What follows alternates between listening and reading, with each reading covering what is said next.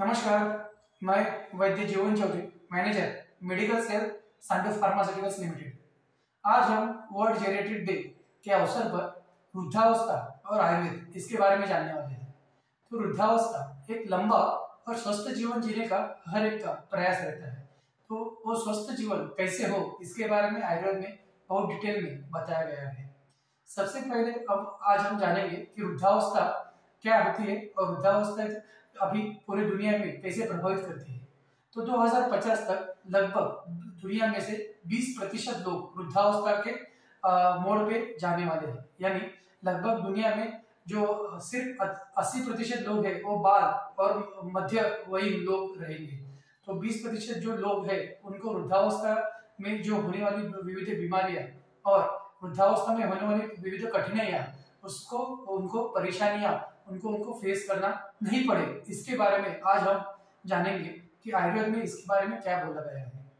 वृद्धावस्था विविध रोगों का आमंत्रण है। यानी अगर हम अच्छा जीवन यापन करेंगे तो यह रोग हम दूर कर सकते हैं। लेकिन जो हाल में जो विविध वृद्ध लोग जो विविध बीमारियों से जूझ रहे हैं इसके बारे में आज हम जानेंगे। तो वृद्धावस्था में होने वाली बीमारियों में जो मुख्य बीमारियां हैं उसमें एंडोक्राइनल डिसऑर्डर्स जैसे कि डायबिटीज और हाइपोथायरायडिज्म, थायराइड डिसऑर्डर्स ऐसे है। बाद में नेत्र की दृष्टि कम होना यानी कि जो मोती बिंदु है वो होता है। कानों का सुनाई कम देना, उसी की तरह टेस्टलेसनेस यानी टेस्ट कम हो जाना या मुंह में स्वाद नहीं होना, उसी की तरह जो है वो कार्डियक डिसऑर्डर यानी इस्केमिक हार्ट डिसीज या मल्वोलर डिसीज इस तरीके से या कार्डियक अरेस्ट इस तरीके से कार्डियक डिसीज यानी हृदय की बीमारियां हो सकती है। या पल्मोनरी डिसऑर्डर्स जिसको हम अस्थमा या जिसमें हम श्वास लेने में कठिनाई ऐसे बोल सकते हैं, तो यह बीमारी हो सकती है। तो यह बीमारी से विविध लोग जूझ रहे हैं। इसके अलावा भी जो किडनी डिसऑर्डर यानी कि जिनको बहुत बार डायलिसिस करना पड़ता है या महीने में एक बार या दो बार डायलिसिस करना पड़ता है, वो क्योंकि उनके गुर्दे या किडनी खराब है, उनका फंक्शन प्रॉपरली नहीं है। तो बहुत से लोगों को किडनी डिसऑर्डर्स के विकार भी होते हैं।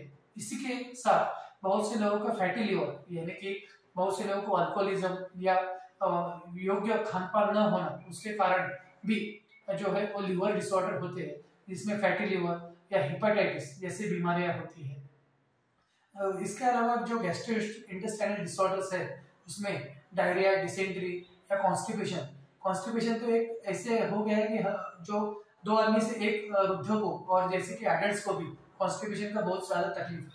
तो यह कॉन्स्टिपेशन जो है यह बहुत एक सामान्य बीमारी हो चुकी है जो वृद्धावस्था के अलावा जो बच्चों से लेकर सभी में है।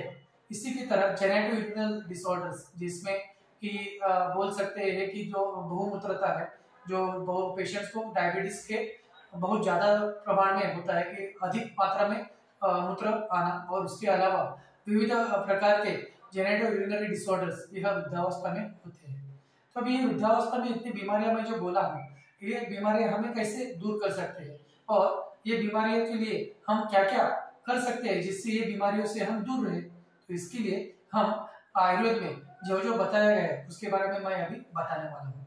आयुर्वेद में जो वृद्धावस्था नहीं आए इसके लिए जड़ा चिकित्सा यानी जो वृद्ध व्यक्ति है उनके बारे में चिकित्सा बोली गई है।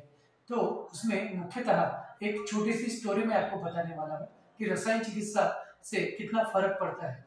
जो पहले च्यवन ऋषि जो है और च्यवन ऋषि ने सबसे पहले रसायन चिकित्सा का अवलंब किया था। तो रसायन चिकित्सा में च्यवन ऋषि जो है, च्यवन ऋषि जब तपस्या कर रहे थे तो तपस्या करते समय उनके आजू बाजू में बहुत ज्यादा जो है वो यानी जो चींटियां रहती है उनकी चींटियों का घर जो है वो बन गया था। तो उनके समय में एक जो रानी है वो रानी उस समय उनको जो है देखने के लिए आई। तो उनको देखते समय उनको ऐसे लगा कि उनके आजू बाजू में पूरे शरीर पर सिर्फ चींटियों का घर था, सिर्फ आंखों में आंखों के आजू बाजू के परिसर में सिर्फ उनका चींटियों का घर नहीं बना था। तो वो रानी को विशेष आकर्षण हुआ और उन्होंने वो आंखों के इसमें कुछ जो झाड़ है उसकी लकड़ी उनमें डाली। तो उनको वो आंखों से रक्त या खून बहने लगा। तो उससे अंदर से आवाज आई कि कौन है। तो उसके बाद वो उठ के खड़े हो गए और उन्होंने उनको पूछा कि कौन है, तो वो राजा को जो बेटी थी उन्होंने उनसे क्षमा मांगी और उनसे बोला कि मुझे मालूम नहीं था कि आप च्यवन ऋषि हो और आप इधर तपस्या के लिए बैठे हो, तो आप मुझे इसका प्रायश्चित्त बताओ।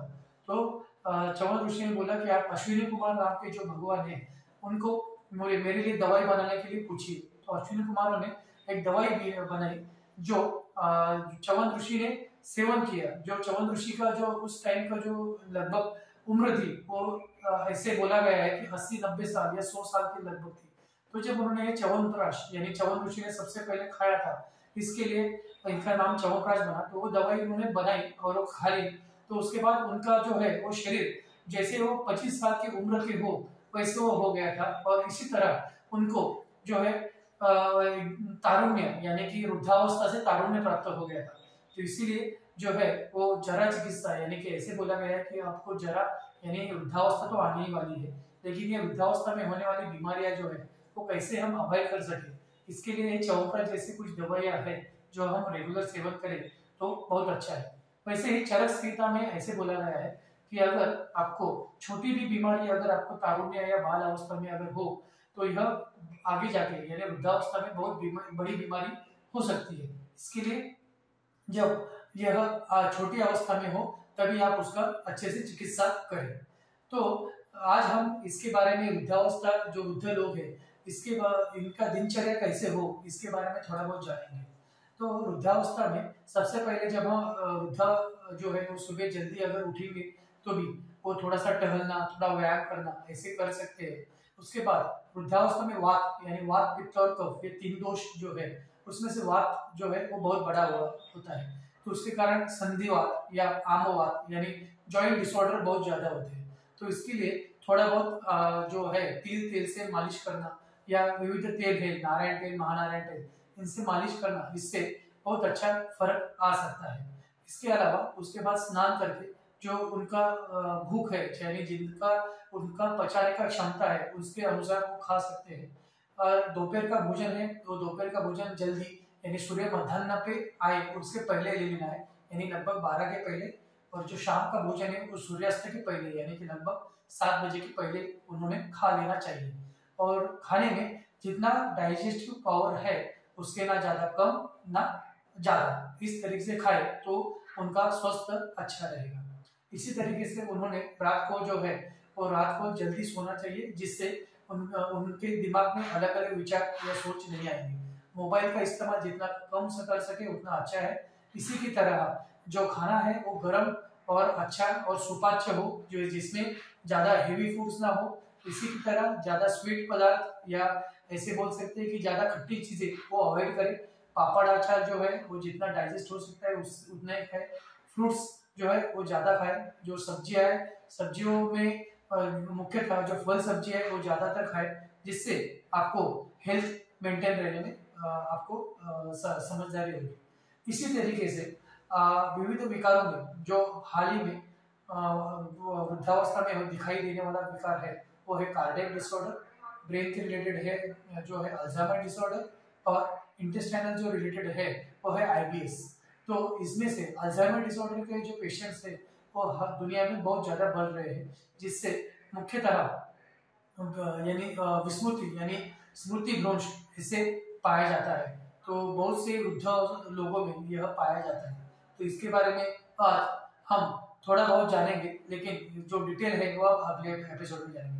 तो स्मृति भ्रंश यानी विस्मृति यह होने के बहुत से कारण होते हैं लेकिन जो मुख्य कारण जो बोला गया है वो है स्ट्रेस यानी वृद्धावस्था में जैसे कि स्ट्रेस जो है वह बहुत ज्यादा होता है।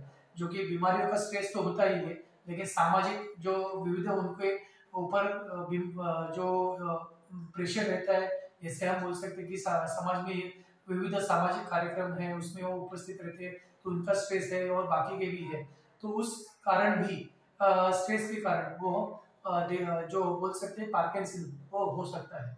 तो इसके लिए पार्किंसन के और क्या क्या कारण है और उसका आयुर्वेद में क्या क्या ट्रीटमेंट बताया गया है यह हम अगले एपिसोड में जानेंगे। तो आज हम इसी वृद्धावस्था के अवसर पर मैं सभी को ऐसे बोलना चाहता हूँ कि आप आयुर्वेद जो है वो आयुर्वेद अपनाएं और आयुर्वेद में दिया गया जो चिकित्सा पद्धति है उसके अनुसार अगर आप दिनचर्या या ऋतुचर्या जैसे है वो फॉलो करेंगे तो आपको अच्छे से अच्छा स्वास्थ्य मिलकर आप ये डिसीज जो है वो अवॉइड कर सकते हैं, और डिसीज अगर आपको हुआ भी तो आप उसको जल्दी क्योर कर सकते हैं। Thank you.